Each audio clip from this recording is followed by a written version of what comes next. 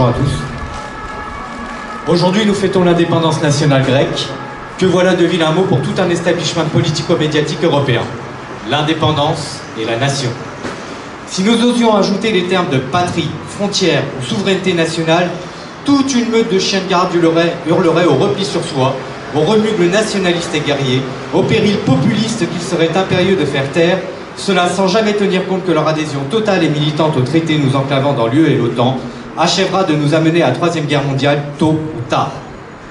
À l'ère nucléaire, restaurer l'autodétermination des peuples en Europe et la garantir partout dans le monde n'est plus seulement affaire de démocratie et de contrat social, c'est aussi une somme de responsabilité collective pour 197 nations, dont 5 en particulier partageant le privilège écrasant de siéger au Conseil de sécurité de l'ONU et de décider par conséquent de la paix et de la guerre à travers la planète. La France en fait partie. Et si j'appelle à la révolution, c'est que je considère que nous, Français, avons bien un rôle majeur à jouer tant en Europe que dans le reste du monde pour assurer et promouvoir la paix générale. Notre responsabilité en tant que peuple est par conséquent titanesque, car sur nos votes, notre vigilance citoyenne et au besoin notre révolte repose la possibilité de contraindre les intérêts prédateurs à ne plus pouvoir faire couler des rivières de sang en toute impunité, notamment au Moyen-Orient et en Afrique. Restaurer l'autodétermination des peuples en Europe, je le répète, n'est plus seulement un enjeu démocratique et social, c'est un enjeu de paix et de stabilité dans le monde. Il nous suffit de constater que les eurocrates de Bruxelles et de Strasbourg ne se sont jamais insurgés contre la propagande de guerre à l'encontre de la Libye, la Syrie ou la Russie. Bien au contraire, ils y ont plus que contribué. Lorsque l'Allemagne et le Royaume-Uni ont conspiré contre la Serbie et entraîné la France dans cette guerre illégale contre une nation amie, l'UE, qui était déjà existante, n'a pas fait part de son indignation. Les eurocrates qui plébiscitaient la révolution de couleur Euromaïdan en Ukraine soutenaient aussi, et cela sans complexe, des milices néo-nazis qui se sont accaparées des pouvoirs extrêmement sensibles dans les structures de l'État ukrainien. Aujourd'hui encore, malgré le massacre d'Odessa du 2 mai 2014, le référendum des Criméens et la volonté de la junte ukrainienne de mater la résistance au Donbass par des balles, missiles et obus, les dirigeants européens s'affichent sans complexe avec les bouchers de Kiev.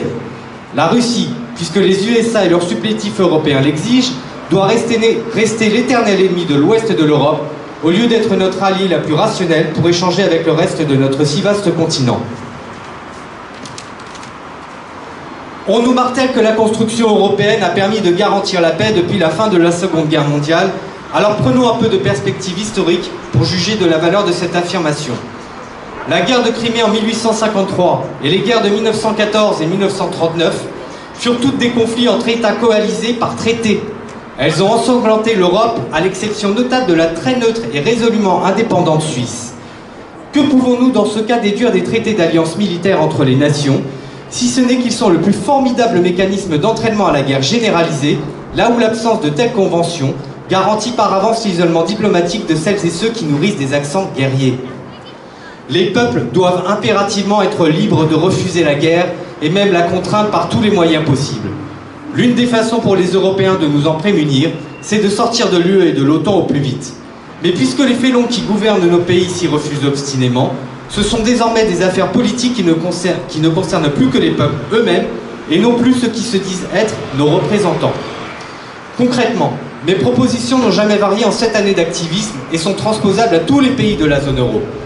Décrocher les drapeaux européens des écoles et mairies, comme d'autres avant nous ont décroché des drapeaux nazis et soviétiques pour défier l'ennemi. Franciser la monnaie en adoptant le mot franc sur nos billets de banque, ça n'est pas illégal et c'est une façon symbolique, virale et gratuite de restaurer notre souveraineté. S'il faut prendre la rue, alors prenons d'assaut les grands médias publics. Occupons leurs abords pacifiquement, mais soyons là tous les jours pour que de quelques milliers pour commencer, nous devenions des millions à faire valoir notre colère contre la censure. Ne restons pas devant nos écrans. Ne nous glosons pas de nos débats intellectuels pour nous considérer comme des grains de sable dans les rouages de l'idéologie européiste, si notre résistance n'est rien d'autre qu'un entre-soi bavard et sans portée opérationnelle. Rappelons qu'aucune pédagogie populaire n'a généré de révolution ces dernières décennies et que nous n'avons d'ailleurs plus le temps pour cela. Soyons des minorités agissantes extrêmement actives et résolues. Mais la révolution suppose nécessairement de contester la légitimité de celles et ceux qui nous gouvernent, tout autant qu'elle se doit d'être en mesure de pourvoir à leur remplacement.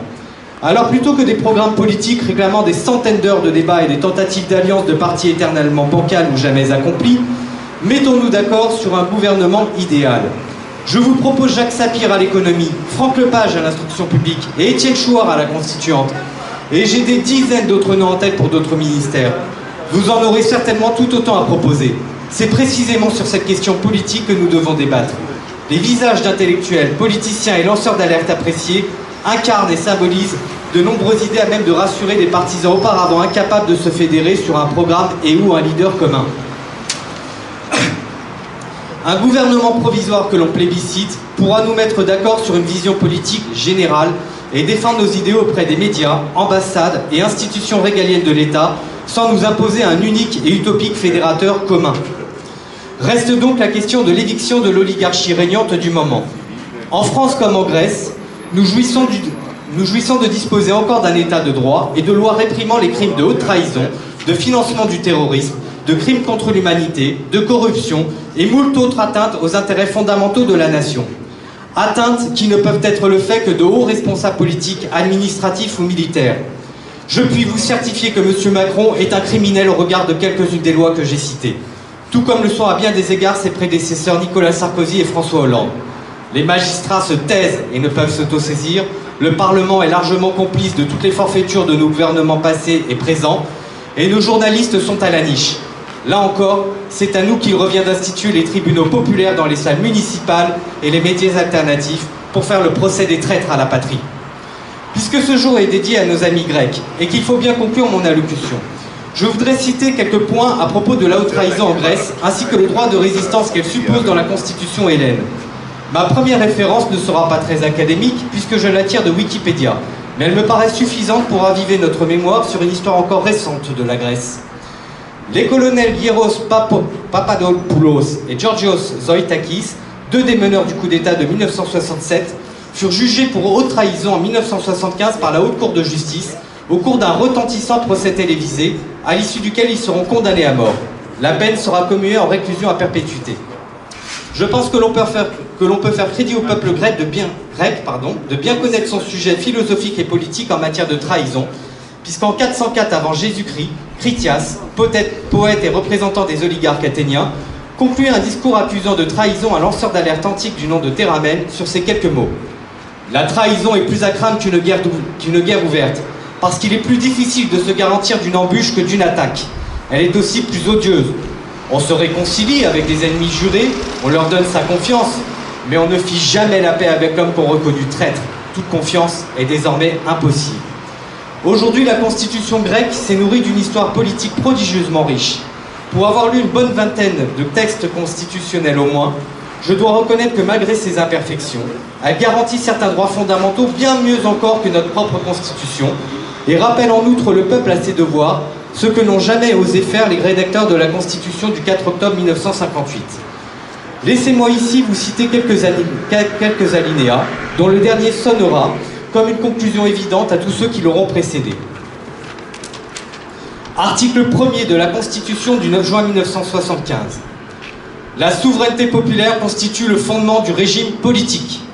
Tous les pouvoirs émanent du peuple, existent pour lui et la nation, et ils sont exercés ainsi qu'il est prescrit par la Constitution. Article 25. Les droits de l'homme, en tant qu'individu et en tant que membre du corps social, et le principe de l'État-providence constitutionnel sont garantis par l'État. Tous les agents de l'État sont tenus d'en assurer l'exercice effectif et sans obstacle. L'État a le droit d'exiger de la part de tous les citoyens l'accomplissement de leur devoir de solidarité sociale et nationale. Article 120. Le respect de la Constitution et des lois qui y sont conformes, ainsi que le dévouement à la patrie et à la République, constitue un devoir fondamental de tous les Hellènes. L'usurpation de quelque manière que ce soit de la souveraineté populaire et des pouvoirs qui en découlent est poursuivie dès le rétablissement du pouvoir légitime à partir duquel commence à courir la prescription de ce crime. Et pour conclusion, l'observation de la Constitution est confiée au patriotisme des Hellènes qui ont le droit et le devoir de résister par tous les moyens à quiconque entreprendrait son abolition par la violence. J'espère que chacun d'entre vous, que l'on soit en Grèce, en France ou ailleurs dans le monde, saura y percevoir notre devoir à tous de résister. Je vous remercie pour votre attention.